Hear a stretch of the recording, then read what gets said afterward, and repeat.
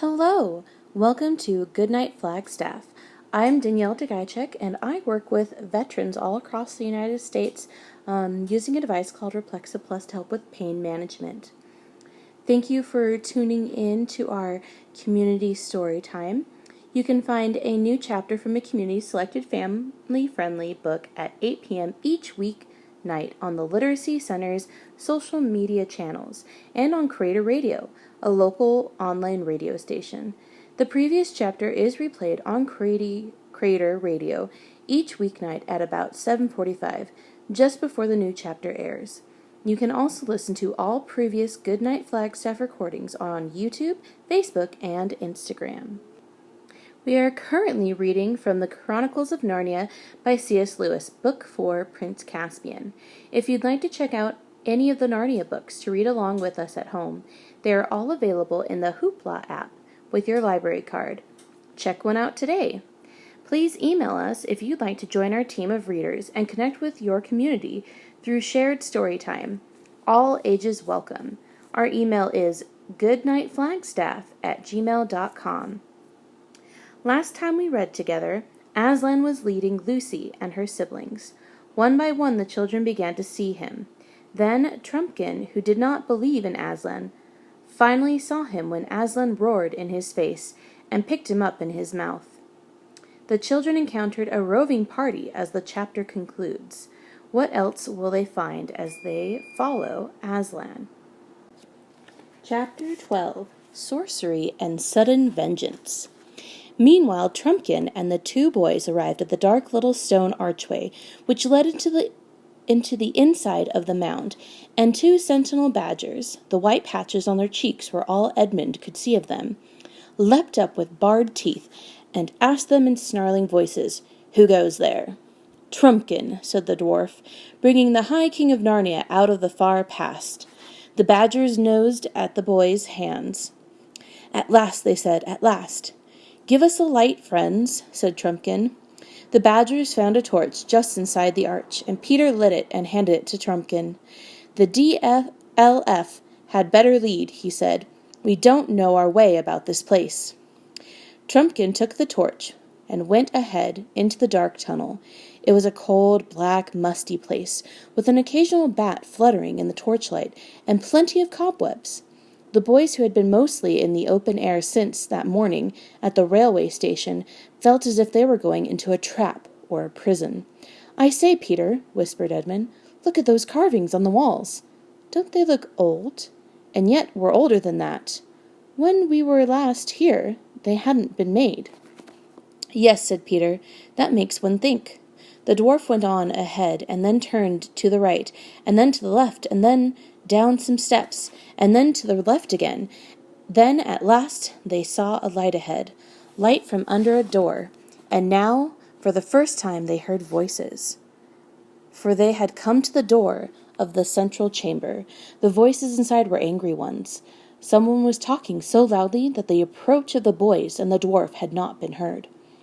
"Don't like the sound of that," whispered Trumpkin to Peter. "Let's listen for a moment." All three stood perfectly still on the outside of the door. "You know well enough," said a voice. "That's the king," whispered Trumpkin. "Why the horn was not blown at sunrise this morning. Have you forgotten that Miraz fell upon us almost before Trumpkin had gone, and we were fighting for our lives for the space of 3 hours and more? I blew it when first I had a breathing space." "I'm not likely to forget it," came the angry voice. "When my dwarves bore the brunt of the attack, and 1 in 5 of them fell." "That's Nick-a-brick," whispered Trumpkin. "For shame, dwarf," came a thick voice. "Truffle hunters," said Trumpkin. "We all did as much as the dwarves, and none more than the king." "Tell that tale your own way, for all I care," answered Nick-a-brick. "But whether it was that the horn was blown too late, or whether there was no magic in it, no help has come. You great clerk, you master magician, you know-all, are you still asking us to hang our hopes on Aslan and King Peter and all the rest of it?" "I must confess, I cannot deny it, that I am deeply disappointed in the result of the operation," came the answer. "That'll be Dr. Cornelius," said Trumpkin. To speak plainly, said Knickerbrick, your wallet's empty, your eggs addled, your fish uncaught, your promises broken. Stand aside, then, and let others work. And that is why— The help will come, said Truffle Hunter. I stand by Aslan. Have patience, like us beasts. The help will come. It may be even now at the door. Pah! Snarled Knickerbrick. You badgers would have us wait till the sky falls, and we can all catch larks. I tell you, we can't wait. Food is running short. We lose more than we can afford at every encounter. Our followers are slipping away. And why? Asked Truffle Hunter. I'll tell you why. Because it is noised among them that we have called on the kings of old, and the kings of old have not answered. The last words Trumpkin spoke before he went, and went most likely to his death, were, If you must blow the horn, do not let the army know why you blow it, or what you hope from it. But that same evening everyone seemed to know. You'd better have shoved your gray snout in a hornet's nest, Badger, than suggest that I am the blab, said Knickerbrick. Take it back, or— Oh, stop it, both of you, said King Caspian. I want to know what it is that Knickerbrick keeps on hinting we should do. But before that, I want to know who those two strangers are whom he has brought into our council and who stand there with their ears open and their mouths shut. They are friends of mine, said Knickerbrick, and what better right have you yourself to be here than that you are a friend of Trumpkin's and the Badgers? And what right has that old dotard in the black gown to be here except that he is your friend? Why am I to be the only one who can't bring in his friends? His Majesty is the king to whom you have sworn allegiance, said Truffle Hunter sternly. Court manners, sneered Knickerbrick. Put in this hole we may talk plainly. You know, and he knows, that this Telemarian boy will be king of nowhere and nobody in a week unless we can help him out of the trap in which he sits. Perhaps, said Cornelius, your new friends would like to speak for themselves. You there, who and what are you? Worshipful Master Doctor, came a thin, whining voice. So please you, I am only a poor old woman. I am, and very obliged to his worshipful dwarfship for his friendship. I'm sure his Majesty, bless his handsome face, has no need to be afraid of an old woman that's nearly doubled up with the rheumatics, and hasn't 2 sticks to put under her kettle. I have some poor little skill, not like yours, Master Doctor, of course, in small spells and cantrips that I'd be glad to use against our enemies, if it was agreeable to all concerned, for I hate 'em. Oh yes, no one hates better than me. That is all most interesting and, satisfactory, said Dr. Cornelius. I think I now know what you are, madam. Perhaps your other friend Knickerbrick would give some account of himself?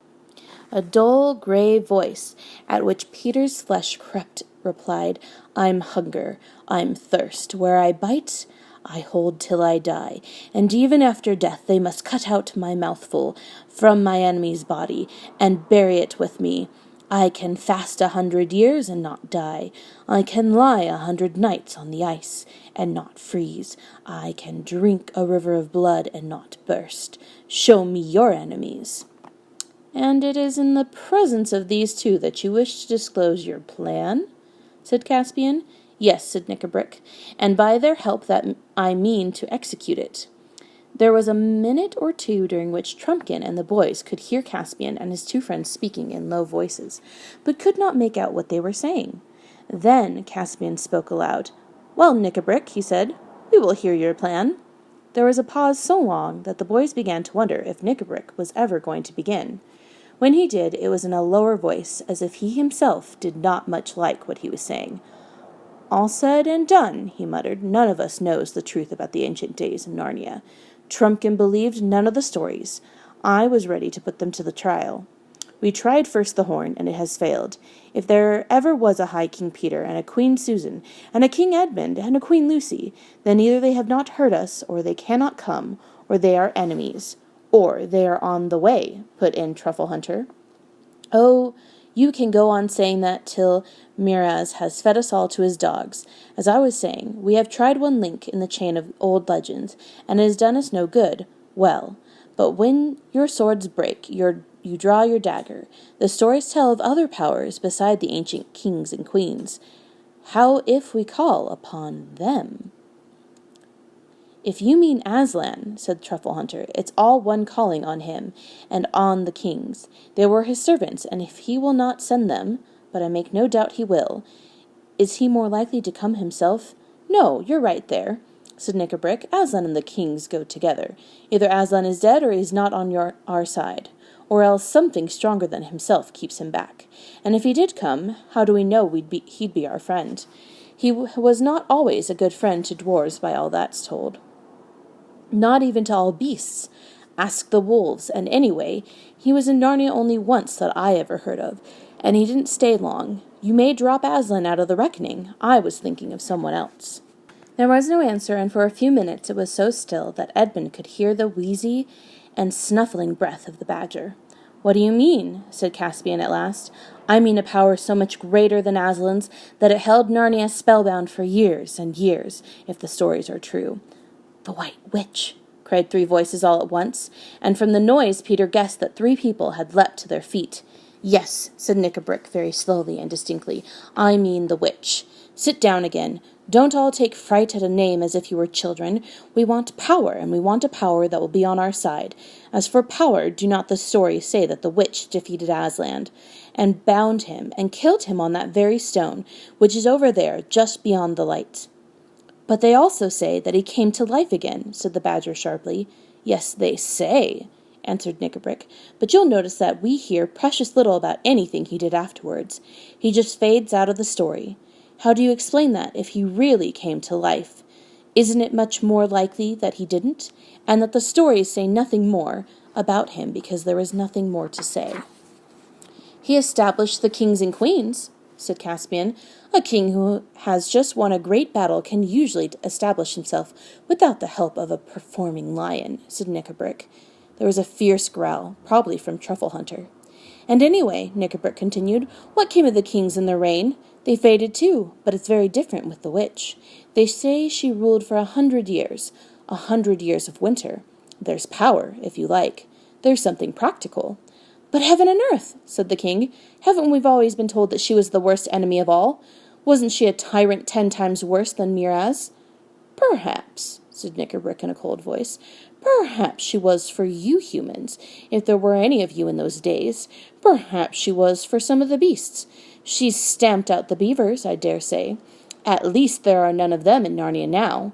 But she got on all right with us dwarves. I'm a dwarf, and I stand by my own people. We're not afraid of the witch. But you've joined with us, said Truffle Hunter. Yes, and a lot of good it has done my people so far, snapped Knickerbrick.